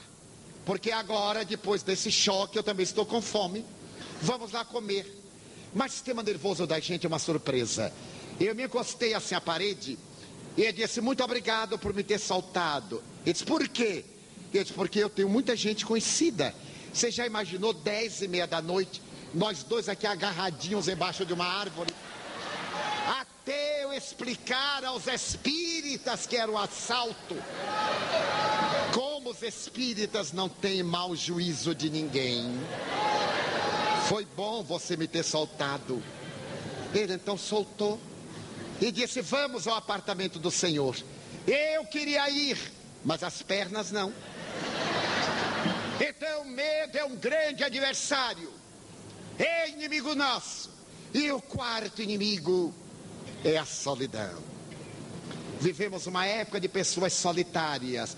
Quase todos nós nos queixamos de solidão. Até quem é casado, até quem tem família. E a pessoa diz: eu me casei, mas agora eu noto que a pessoa é errada. Solidão está na moda. Mas por que que existe a solidão? Só existem solitários porque ninguém deseja ser solidário. Pois eu sou solteiro e jamais senti solidão, porque eu amo. Não fico dizendo eu te amo, eu te amo. Isso não se diz. A gente demonstra pela paciência, pela bondade, pela forma de ser, pela perseverança, pela solidariedade do momento do problema. Deu na hora da alegria, alegrias, mesas fartas, dificuldades, mesas vazias. Na hora em que nós nos dispusermos a amar, a estar ao lado de alguém, nós teremos alguém ao nosso lado. Daí Joana de Ângeles diz que é um momento muito paradoxal.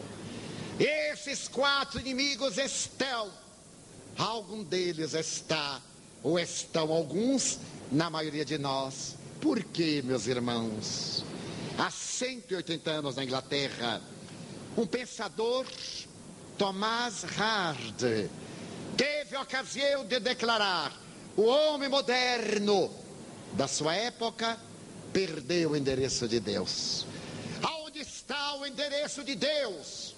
Jesus disse: se vos disserem que eu estou aqui ou ali, não vades. Porque o endereço de Deus é dentro do próprio coração. É necessário aprender a viajar para dentro. Palavras de luz veio conclamar-nos a uma atitude otimista. Não temer. Eu fui amigo de uma senhora na terra que morava na cidade de Boa Esperança, em Minas Gerais. Quando eu lá fui a primeira vez, ela disse: eu não sei como você viaja de avião de volta.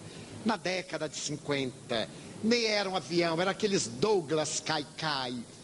E ela disse: como é que você não tem medo? Eu digo: minha filha, eu sou fatalista. Eu não vou morrer de avião, porque eu nunca entrarei num avião. Anos depois, criou-se um aeroclube na cidadezinha. E um teco-teco sobrevoando a cidade caiu em cima da casa dela, matou-a deitada na cama. Ela morreu de avião. Então, A grande proposta da doutrina espírita é libertar-nos. Somos pessoas livres e não algemadas. Não devemos ter medo. Joana ainda diz no mesmo livro que o medo é natural. O desconhecido provoca expectativa. É natural que o estranho venha até mim e eu me interrogue, será um bandido ou não? São dias difíceis, mas eu vou me equipar de paz para desarmá-lo. Se ele chegar agressivo e disser, você é um ladrão. Pois não. Qual é o problema? Você é um anjo. Qual nada, meu amigo, qual é o problema? Quando estamos bem, ninguém nos faz mal. Quando estamos mal, nós é que fazemos o mal. Quebramos a rotina. Porque quem encontrou Jesus nunca mais é o mesmo. Muita gente já ouviu passar, mas quem o encontrou vis a vis, quem se deixou penetrar pelos seus olhos brandos e pacíficos, nunca mais é o mesmo. Não há rotina. Eu estava desenganado da medicina, com poucos dias de vida física. Era dia de reunião mediúnica, uma angina insuportável. Havia tomado vasodilatador, estava com dor de cabeça. Todos os vasos dilatados, a cabeça doendo. E o coração que eu mal podia respirar. Era dia de sessão mediúnica. Eu não podia me mover, nem respirar. Quando me apareceu Joana de Ângeles, me olhou e me perguntou, o que fazes? Eu disse, será que ela não sabe que eu estou morrendo? Eu disse, minha irmã, eu estou muito mal. Eu estou 95% morto. E ela me respondeu jovial, e qual é o problema?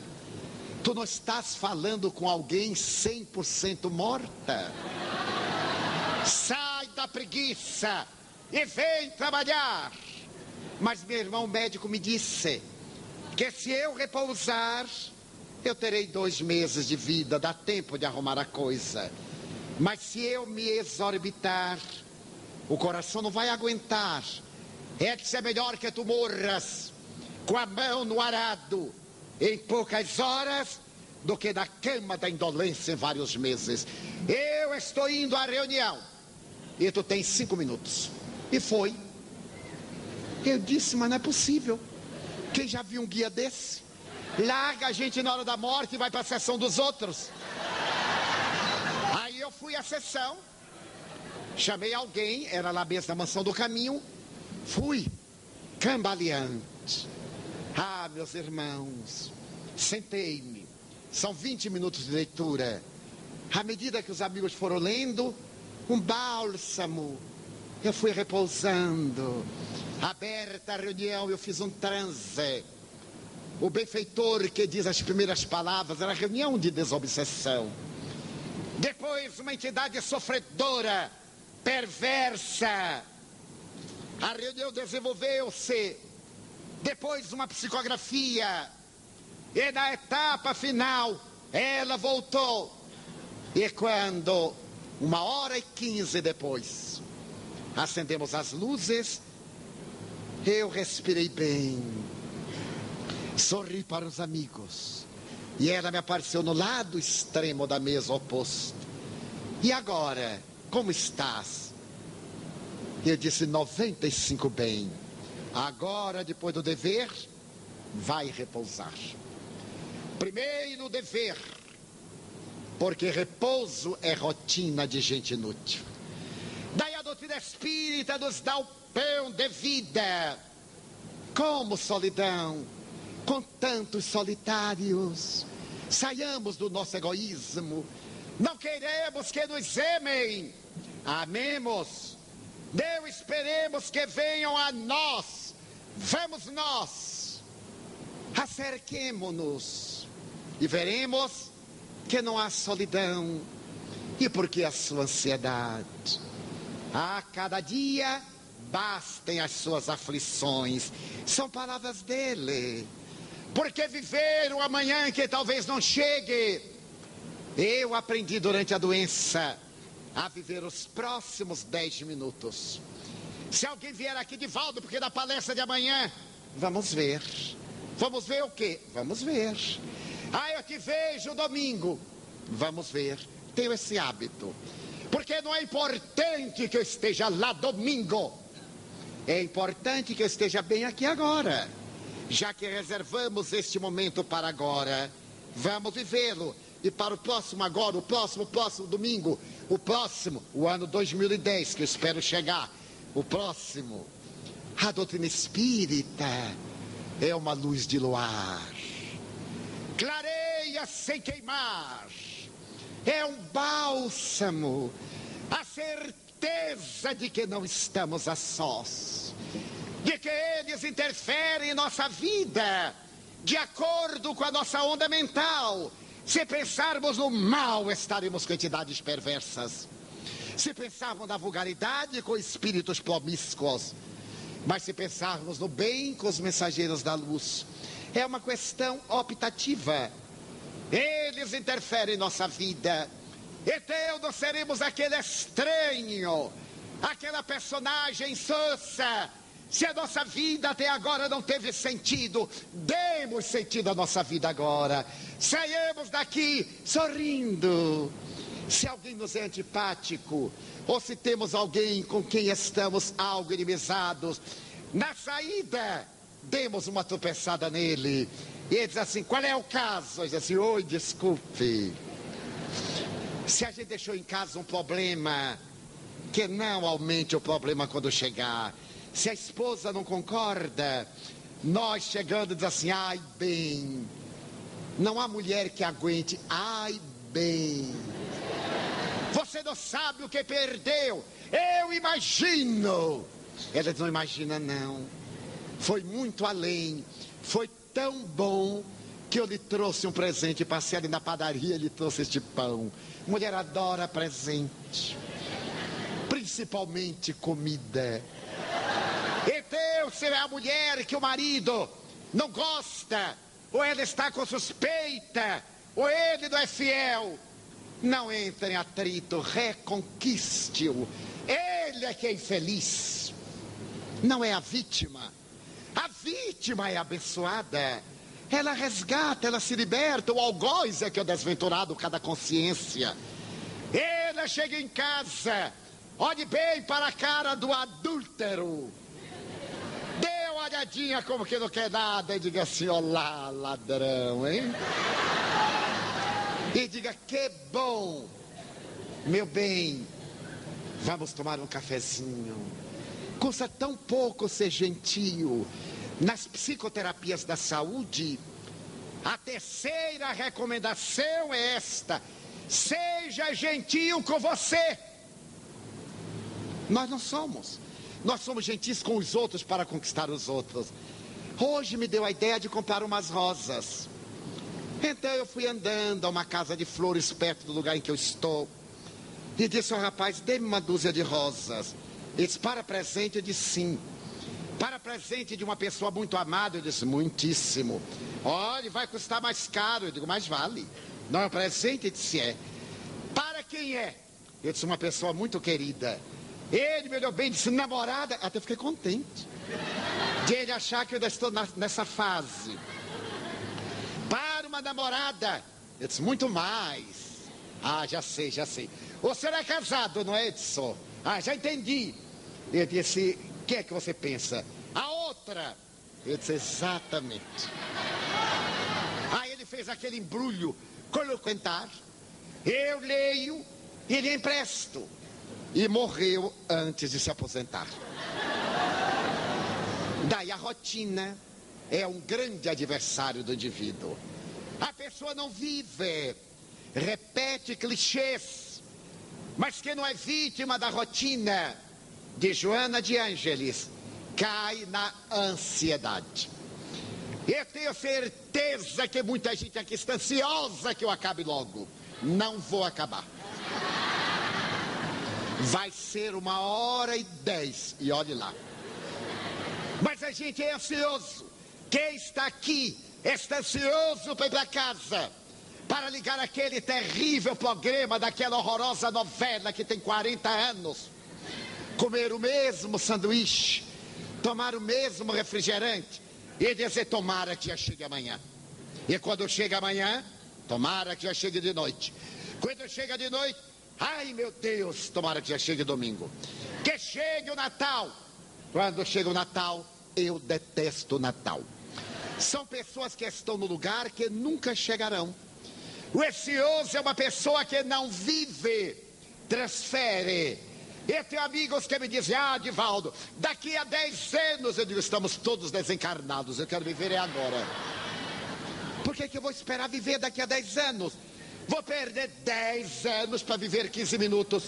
Eu então vivo agora 15 minutos que valham 10 anos. A ansiedade é um tóxico que combure como ácido sulfúrico a nossa vida.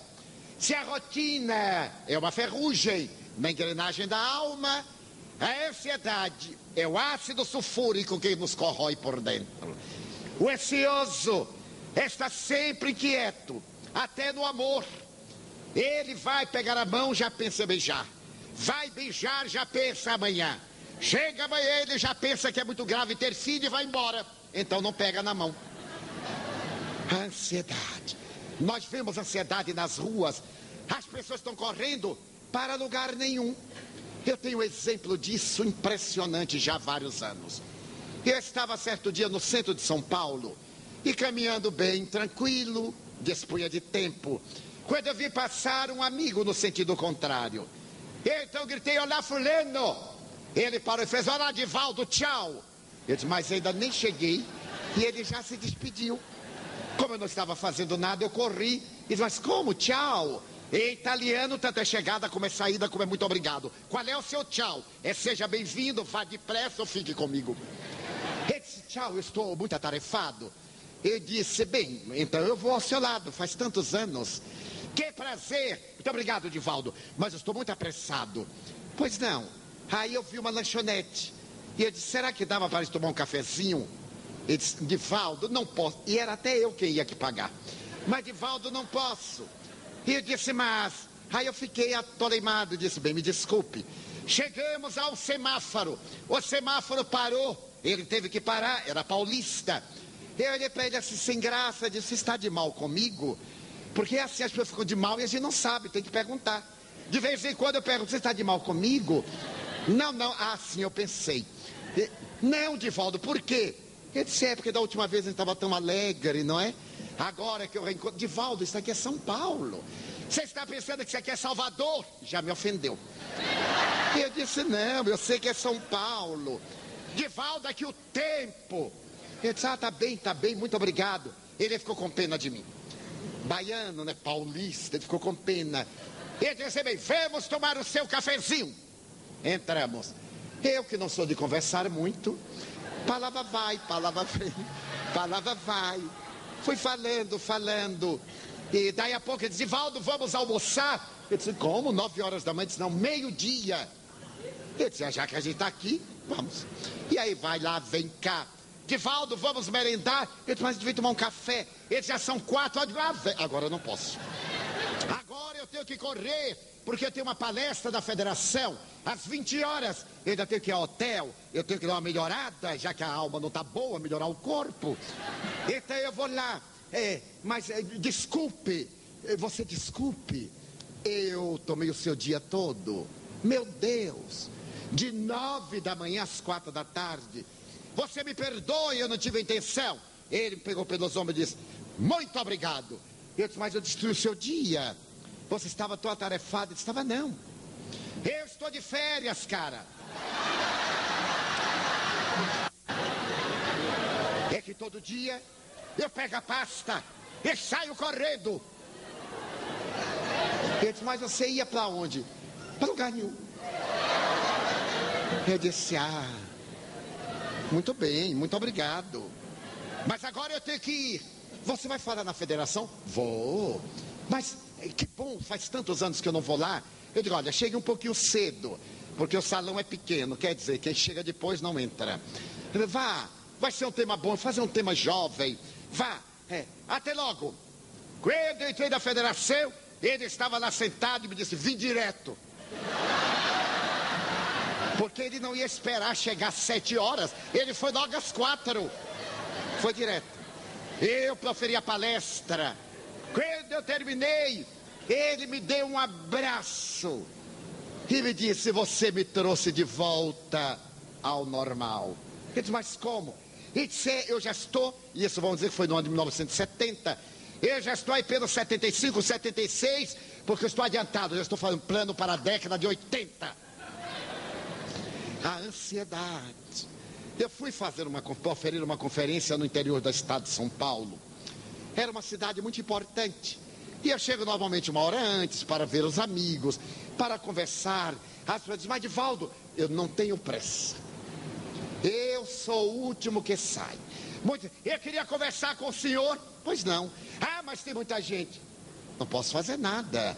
Mas, senhor Divaldo, eu digo, meu filho, eu fico todas as noites. Fique uma de 30 em 30 anos. O problema é seu. Ah, outro dia. Eu digo, ok. Ninguém pode dizer, ele não falou comigo. Sou o último. Eu saio com os que fecham a porta. Fecho a porta e vou embora. E então, eu cheguei 1 hora antes. Sentei-me. Converso com um, converso com outro. Fui assinando. De repente veio um senhor. Ele me olhou e perguntou, o senhor é mesmo o senhor Divaldo? Eu disse, pois não. Senhor Divaldo, só falta meia hora para começar a conferência. Ele disse, não, senhor. Ainda falta meia hora. Mas, senhor Divaldo, já são 7h30. Ele disse, a conferência está marcada para as 8. Então, só falta meia hora. Ele disse, que coisa, né? Mas ainda falta meia hora. Ele diz, vamos ver se começa em um tempo. Eu disse, bem, eu já cheguei. Agora o problema é ali com o meu anfitrião. Ele saiu meio aborrecido, porque só faltava meia hora, ainda não tinha começado. Aí ele andou. Eu continuei assinando. Daí a pouco retorna o cavalheiro. Senhor Divaldo, só faltam 15 minutos. Eu disse, meu amigo, ainda faltam 15 minutos. Mas, senhor Divaldo, eu disse, veja bem. Ainda tem pessoas que estão em casa, que ainda vão tomar banho, vão se vestir, vão jantar e ainda vão chegar em tempo. Mas, senhor Divaldo, só 15 minutos. Eu digo, meu senhor, ainda 15 minutos. Ele ficou nervoso. Eu digo, o senhor sabe quantas pessoas morrem por segundo? Não, senhor. Eu digo, segundo as estatísticas americanas, 7.500 pessoas morrem cada segundo. Veja quanta gente ainda vai morrer. 7.500 vezes 60 vezes 60. É capaz de morrer o auditório todo e eu também. Ele me olhou e fez, Ave Maria, e saiu correndo. 8 horas eu vim à mesa, como aqui. Houve a abertura. Passaram-me a palavra às 8h10. Quando eu me levantei, ele me olhou, eu olhei, ele olhou o relógio, como disse, vou te controlar. Muito bem. E eu comecei a falar. De repente o homem olhou, eu olhei, se havia passado 5 minutos. Aí eu fiquei com pena dele. Ele disse, ele vai olhar 14 vezes, porque eu só vou acabar daqui a 1h10. E aí não olhei mais para ele. Quando eu terminei, ele subiu correndo, deu-me um abraço, mas, seu Divaldo, o senhor fala, hein? Eu disse, o senhor já viu e ouviu algum orador mudo? Convidaram-me para falar, meu senhor. Mas o senhor fala. Falou quase 2 horas. Eu disse, não, senhor. Falei exatamente 70 minutos. Porque eu sei que o seu relógio é bom. É relógio suíço, fabricado em Foz do Iguaçu e vendido em Cidade del Este. Mas o